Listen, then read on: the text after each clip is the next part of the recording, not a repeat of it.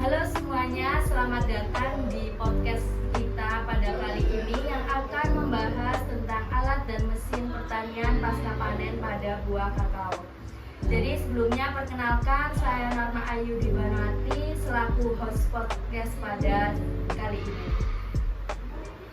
Jadi kita ada 5 narasumber yang akan menjelaskan dan akan membantu kita untuk mengerti bagaimana proses dan alat apa saja yang digunakan pada kakao tersebut. Sebelumnya ada narasumber kita yang pertama. Halo, saya Firkirianita. Yang kedua ada kakak. Halo, nama saya Muhammad Syarah Gofur. Dan yang ketiga ada. Halo, nama saya Ridho Adi Saputro. Yang keempat. Halo, dan nama saya Muhammad Ferry. Dan yang terakhir ada. Halo, aku Suci Bandari. Jadi di sini kita memiliki 5 narasumber yang hebat-hebat. Sebelumnya gimana nih Kak kabar kalian? Alhamdulillah baik. Ya. Gimana Kakak kabarnya? sendiri gimana? Alhamdulillah baik. Jadi sudah siap ya Kak untuk membahas alat apa saja yang digunakan untuk kakao sendiri? Siap dong, kita udah menyiapkan materi-materi untuk para pemirsa semuanya di sini. Ais, hebat banget nih kakak-kakak. Jadi sebelumnya teman-teman, jadi kakak-kakak di sini ini sudah terpilih untuk menjelaskan bagaimana proses yang akan dilalui. Jadi di sini kita bersama kakak-kakak yang hebat. Yang pertama ada Kakak Ria yang akan menjelaskan mengenai alat apa saja yang digunakan dan tahapan apa saja yang digunakan pada proses kakao. Bisa dijelaskan ya Kak Ria? Baik, terima kasih Kak Norma. Untuk proses pasca panen pada buah kakao itu, yang pertama ada pemanenan, kemudian yang kedua ada pembelahan pada buah kakao, yang ketiga ada fermentasi, yang keempat ada pengeringan, dan yang terakhir ada penyimpanan. Proses semua ini tuh menentukan kualitas akhir pada biji kakao tersebut, sehingga membutuhkan alat dan mesin yang khusus agar prosesnya itu lebih cepat, higienis dan efisien Seperti itu. Jadi tahapan yang cukup panjang ya Kak Ria. Jadi seperti itu teman-teman. Jadi pada tahapan kakao ini termasuk yang panjang, yang enggak seperti kita bayangkan selama ini. Jadi kakao itu yang cepat gitu. Ternyata melalui berbagai proses gitu ya Kak. Selanjutnya ada Kak Suci yang akan menjelaskan mengenai apa saja alat yang digunakan saat pembelahan kakao. Nah, makasih ya Kak. Untuk pembelahan kakao, untuk tingkat atau skala petani itu masih menggunakan pisau atau kotak.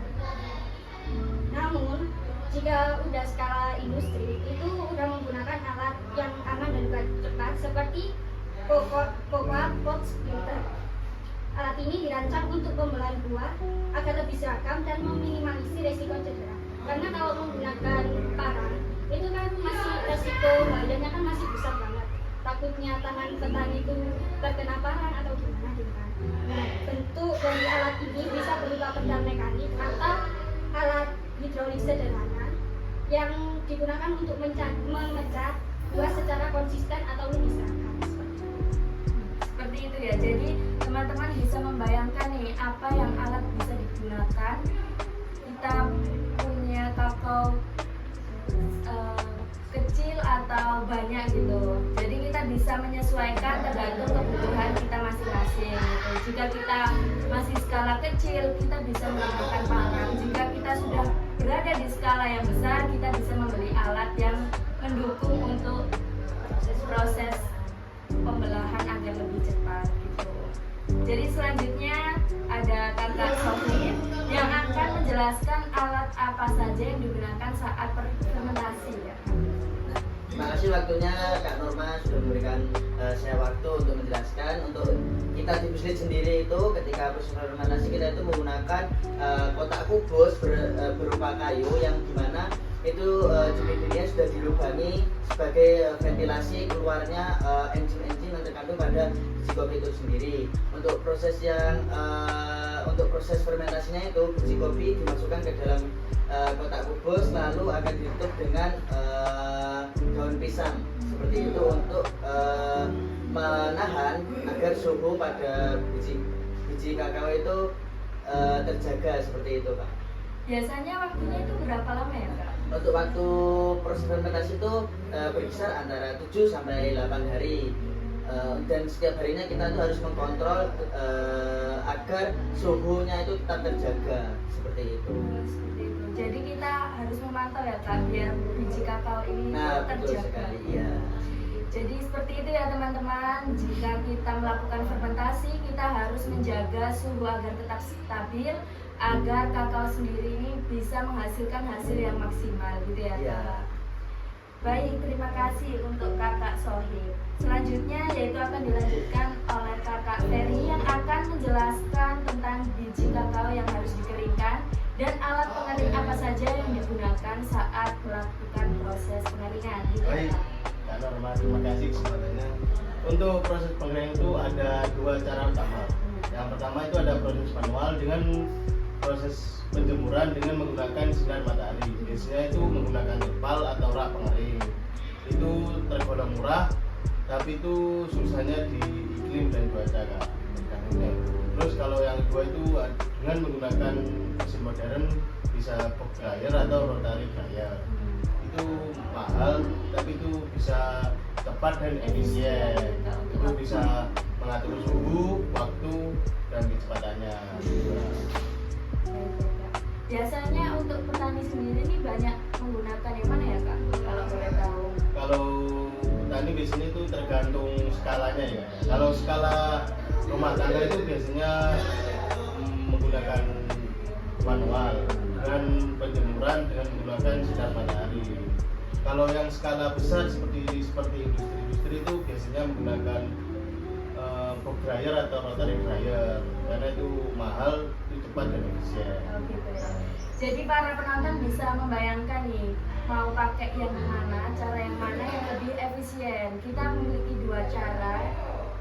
Jadi ketika para penonton melihat ini dan memiliki budget lebih ya Kak, Ya. bisa langsung saja beli box dryer agar mempermudah pengeringan gitu ya Kak. Baik, terima kasih Kakak Ferry. Ya. Nah, selanjutnya akan dijelaskan oleh Kak Rido sebagai narasumber kita yang terakhir yang akan menjelaskan mengenai kakao setelah dikeringkan gitu. Bagaimana tahapan yang akan dilakukan setelah proses pengeringan. Baik, terima kasih Kak Norma. Jadi biji kakao yang sudah dikeringkan itu selanjutnya akan disortir Kak Norma berdasarkan ukuran dan keinginan konsumen. Nah, proses sortir itu menggunakan mesin sortir yang berbasis dengan mesin vibrator dengan berbagai ukuran mesh. Nah, jadi biji kakao tersebut bisa diseragamkan ukurannya. Nah, setelah itu biji kakao yang sudah seragam ukurannya akan dikemas menggunakan mesin vakum untuk mengeluarkan udara yang ada di dalamnya dan juga untuk menjaga kualitas dari biji kakao tersebut. Nah, sisa biji kakao akan disimpan di silo pada skala industri yang sangat besar. Nah, kemudian biji kakao yang sudah dikemas tersebut siap untuk dijadikan produk-produk lainnya seperti pasta, bubuk, dan lain-lainnya. Seperti itu. Jadi ini termasuk tahapan terakhir ya Kak, Betul sekali, Kak. sebelum melalui proses yang sangat panjang lagi nih, seperti pasta, bubuk kopi dan sebagainya. Jadi seperti itu ya teman-teman, tahapan mulai awal hingga akhir sebelum menjadi produk yang kita makan sehari-hari seperti biasanya gitu. Jadi terima kasih untuk narasumber kita kali ini yang sudah membantu kita menambah wawasan mengenai pasca panen pada buah kakao. Terima kasih juga untuk Kak Ria, Kak Sohib, Ya, sama-sama. Kak Rido, Sama-sama. Kak Ferry, dan yang terakhir ada Kak Suci.